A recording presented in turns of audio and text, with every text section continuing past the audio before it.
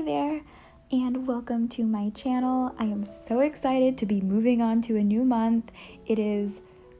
April is that time of year where it's just so gorgeous outside. In Georgia, there are peach trees everywhere. The flowers are blooming. It's just like a field of pink.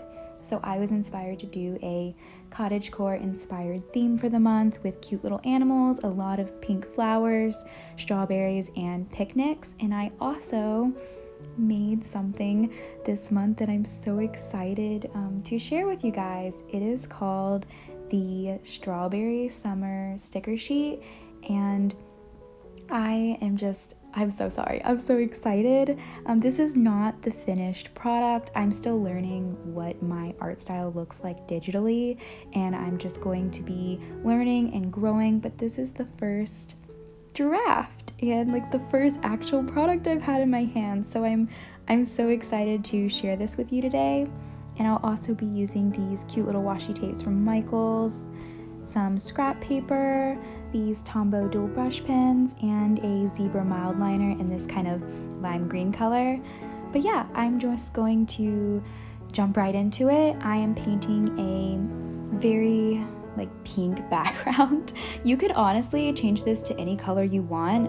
I'm going for something very simple this month, and I'm only doing like a black liner on top of this. So if you don't like pink, you can do honestly any color except black. I mean, you could even use black and then do like a white liner on top. That would probably look really cool too.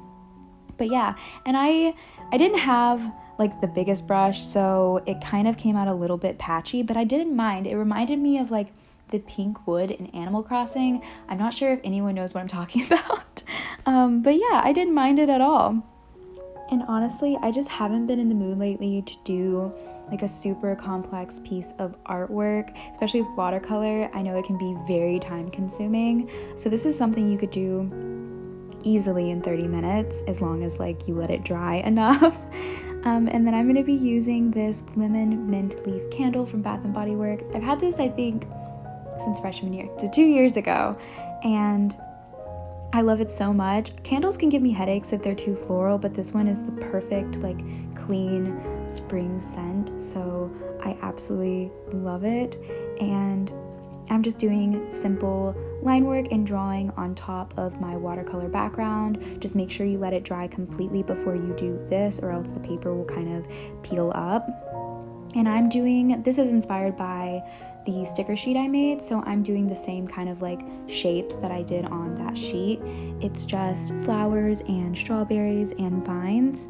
And then I'm going to go over this just with my Zig Millennium like stippling pen. I'm pretty sure it's a stippling pen and not exactly like a liner, but it works perfectly fine, and I've had them for years, and I really liked how it turned out. And you could honestly do less strawberries than what I did.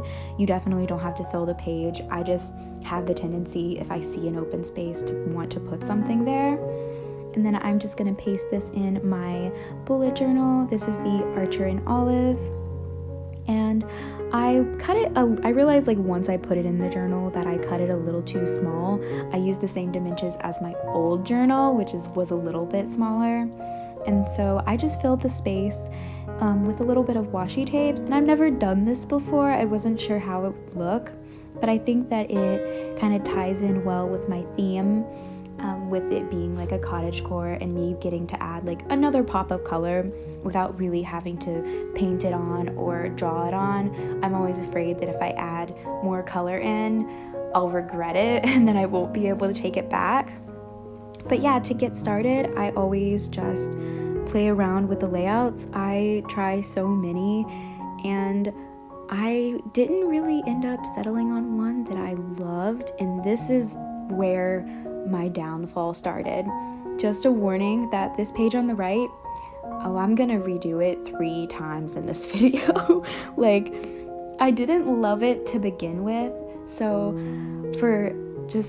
I would highly recommend, if you're not in love with a layout, don't start yet. I mean, you can always correct your mistake later, but if you don't love it to begin with, it's like a high probability that you're not gonna love the outcome afterwards. But I was like, oh, it'll all work out. And it did not end up working out. Maybe you think so, which that's great. You could use any of the 3 variations. But for me personally, I really ended up liking the last one I did. And I don't know what exactly happened. I think it was the scrap paper. I'm gonna blame it on the scrap paper, but I know inside that it is my fault and that I was just winging it. I don't like to plan out a whole bunch of what I'm gonna do. I like sitting down and it kind of being like a surprise. If I were to plan it out, I feel like it would take some of the fun out of it. I like not knowing what it's going to create. I'm a kind of learn as you go, and when I have a plan, I like to stick with that plan. But with bullet journaling, I like to have the freedom to deviate from what I thought. I'm always gonna notice new things and I'm like, oh, I'm gonna change that. But if I have like a set plan, I don't really like to deviate, and I want the ability to kind of move past or change things as I go along. But for this reminder section, I always do a reminder section. I do end up using it. I think I may try different things in the future because I do use it, but I look at the beginning calendar at the beginning of my bullet journal more than I do my actual reminder section. I always fill it in and I look at it, but sometimes I do forget about it. So I may be trying some different things in the future. Yeah, and then this was take 2, which I kind of tried to do the same thing, and I tried to save it, but where I put down my scrap paper, I noticed that it peeled up, which is really weird. I use the Scotch adhesive squares and I love those, and I've noticed that in my last journal, the minimalism art journal, it never peeled up, like never. My page, I think it felt like a little more coated with something, like a protective layer, I guess. So this adhesive never peeled up my paper. I would peel up things from like 2 months ago that are really stuck down and it would never peel up. But in the Archer and Olive journal, I have noticed that it really does like take more of a toll on the paper. I have less time to kind of change and move things around before they really start to stick. And honestly, what I didn't like about this second take is where it did peel up. I don't know if you can tell. I tried to cover it with the sticker. It was like a little bit darker. The lines weren't as even. The color was really bright with that mild liner. And ultimately, I had covered too much paper to kind of end up fixing it. But I tried. I added washi tape and stickers, and I ended up just having to kind of redo it completely. But with the stickers, I always kind of test a sticker by its stickiness.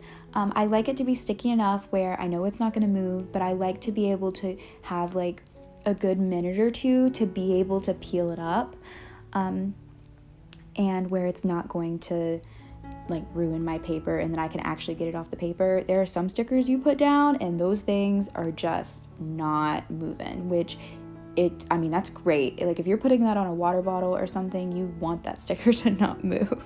But I do like to have a couple minutes where I'm able to kind of place it exactly where I want, because I am an undecisive person. But yeah, for this left side of the paper, I'm just gonna do a simple calendar. Usually I put like April above it, but I'm like, you already know what month it is. No need to write April again. And then I'm just gonna put this sticker, one of my favorites. It's like a strawberry with a little curly vine and a flower. And then I'm gonna add some pink stars. I had stars everywhere. Who doesn't love just a cute little star? It fills the space, it makes things more adorable, and I was going for something more cutesy and adorable. And then I made a mistake right under that sticker, and I just ended up covering it with some washi tape. And yeah, on this right page, I am doing it again. I am destroying it because I really do believe that it was just beyond help. But yeah, I just fixed this by cutting out a piece of paper from the back of my journal, and that was a bit nerve-wracking because once you do it, you can't go back, but I'm thankful that I did. And then I just added this washi tape border, which is also something I've never done, but I really loved how it turned out. And I don't think anyone should ever feel any shame for making a mistake or hiding that they did. I make so many mistakes all the time, and you, especially with a bullet journal, you want it to be something that you love. So if you do make mistakes, feel free to like start over, go to the next page, glue pages together. I've done it all and it works. You want it to be something you can look back at and be really proud of. And that, at least that's for me, what I want for my journal and what I want to like get out of it. I want to be proud of it. I want to look at it and really feel pride for what I've done. But yeah, so never be afraid to make a mistake. It's completely okay, and that doesn't make you any less of an amazing artist or amazing bullet journalist. But yeah, I tied in my spring theme with the April showers, bring May flowers quote. I put this in my journal every year. I feel like it's a tradition.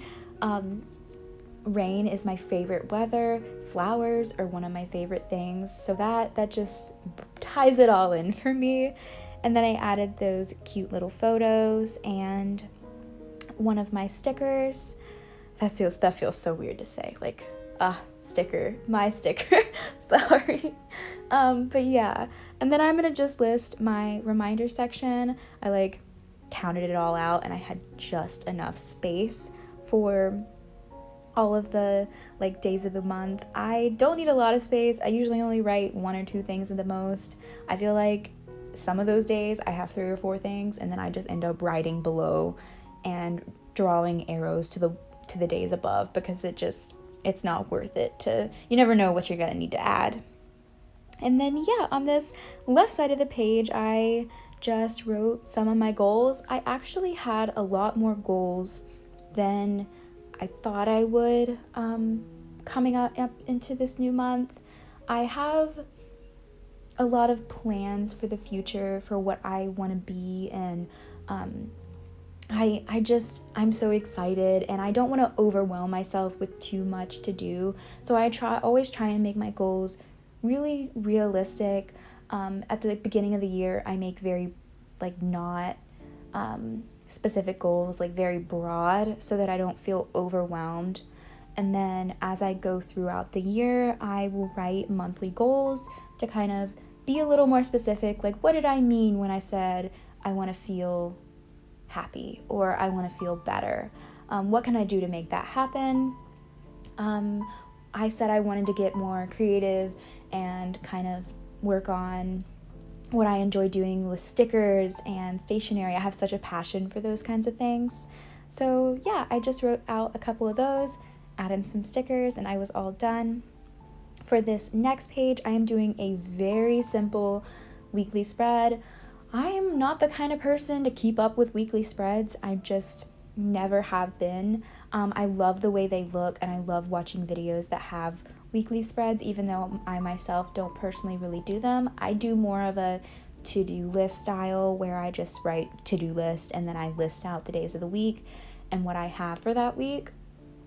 But for this month, I kind of wanted to combine the two, if that makes sense. I wanted to do like a 1-page weekly spread, just 2 instead of the 2 pages that is commonly used, because I just don't have that much stuff I want to write, and it really overwhelms me if I put too much. So I just put the days of the week, very simple, and then under each day of the week, I will write my to-do list for that day. I have plenty of space. I don't need the 2 pages for myself personally. And Saturday, Sunday, I honestly don't know why I wrote Sunday, because I don't usually do a lot, and I left that the most room. But yeah, I'm just adding a picnic basket sticker and have to finish up with some stars. But this is probably what most of my weekly spreads are going to look like. I don't tend to do them. A lot of times I don't even do them, but I'd like to start doing them instead of the to-do list. But I guess it's a learning process, so whatever works. I guess we'll all see what happens.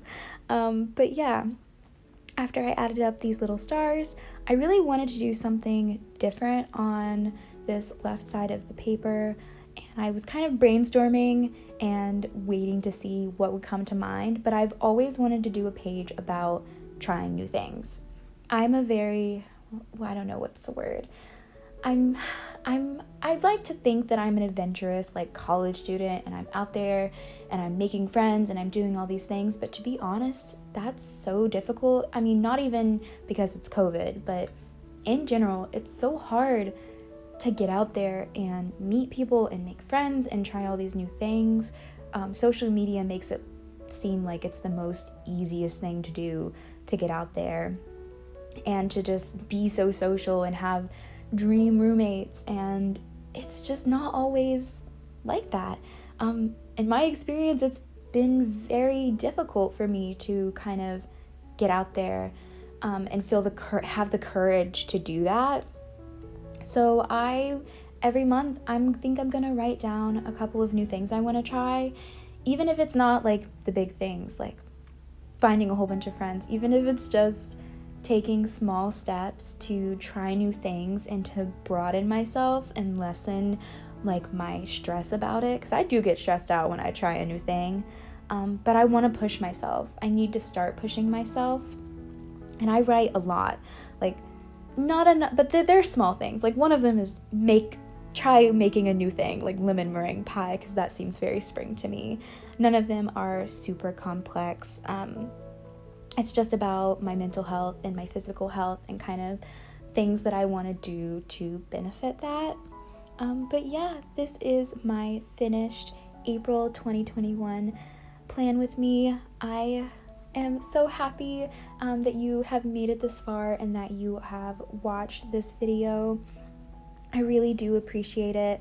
I hope that you had as much fun watching it as I did filming it for you guys. It was just such a pleasure, and I'm so happy that we have made it through another month. For those with allergies, I am so sorry. Hang in there. The pollen will subside and we will all make it through this time. But yeah, I'm just gonna show this quick look through of everything that I've done. Just thank you again. I'm so sorry. I probably say that way too much, but stay safe out there, everyone. I will be back hopefully next month with another Plan With Me video. Bye guys.